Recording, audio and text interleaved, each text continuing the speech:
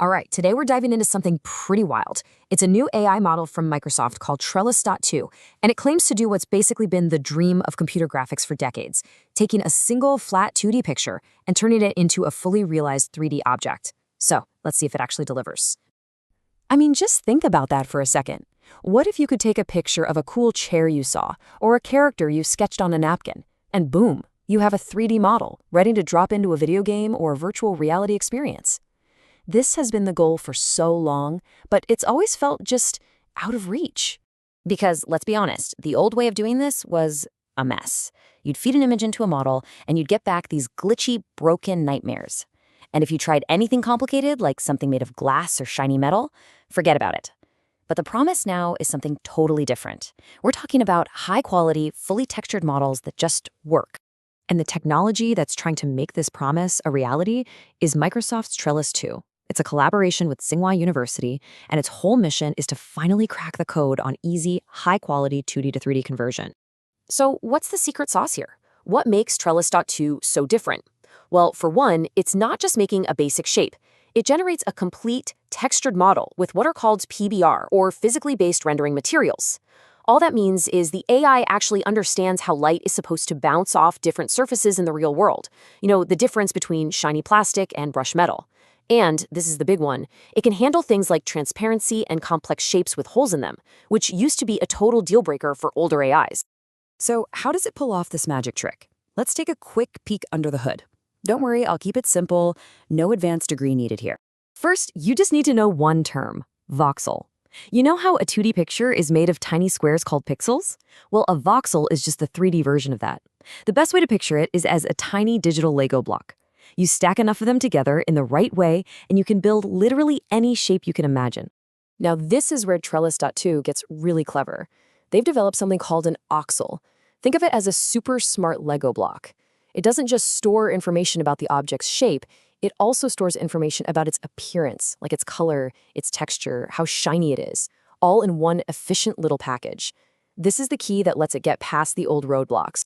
And the engine driving this whole operation is a massive 4 billion parameter transformer model. That sheer scale is what allows the AI to look at a flat image and understand the incredible complexity and detail needed to reconstruct it in 3D.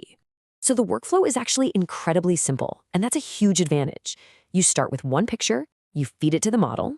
The giant transformer then thinks for a second and creates a kind of compressed blueprint, what they call a latent code. It's basically the object's DNA. Then, that code is instantly turned into a 3D model. It's fast and direct. No slow, painful, step-by-step optimization process. Okay, enough with the theory. That all sounds amazing on paper, right?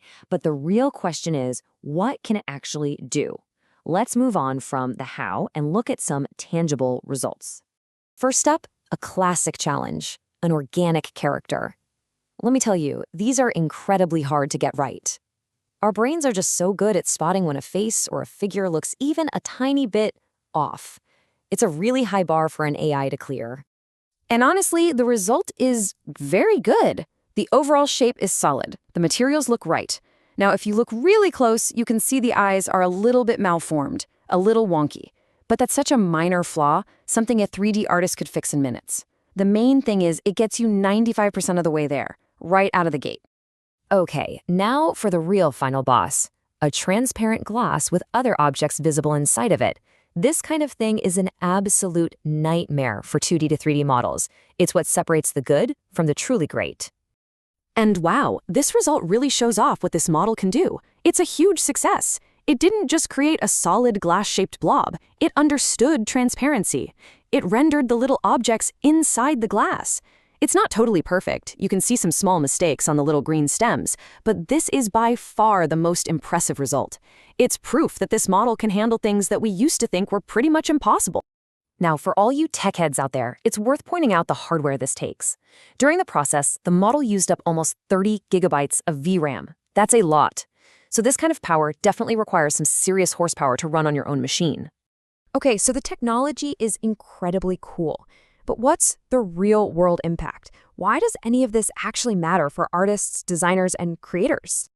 The impact here is going to be massive, especially in a few key areas. For game developers, this could completely change how they create assets. Imagine turning concept art into a usable 3D model in minutes instead of days.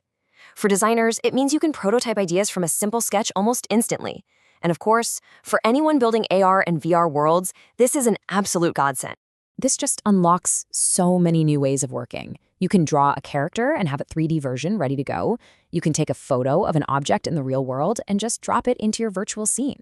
You could even generate meshes that are immediately ready for a 3D printer. It's all about lowering that barrier to entry for creating things in 3D. And the best part is, this isn't some theoretical research project stuck in a lab. It's a practical tool. The models it creates can be exported in the standard GLB format. That means you can pull them right into programs like Blender or drop them directly into game engines like Unreal or Unity or into AR apps. It's designed to fit right into the workflows people are already using. And I think this quote really gets to the heart of it. Ultimately, tech like Trellis.2 isn't just a small step forward, it's a huge shift. It's about democratizing creation. It's about putting these incredibly powerful tools into the hands of anyone with an idea, not just people who've had years and years of specialized training. And that really leaves us with a big, exciting question for the future, doesn't it? When that line between a 2D idea and a 3D reality all but disappears, what are we going to create? What new worlds, what new stories, what new inventions will be possible? It really feels like we're just at the very beginning of finding out.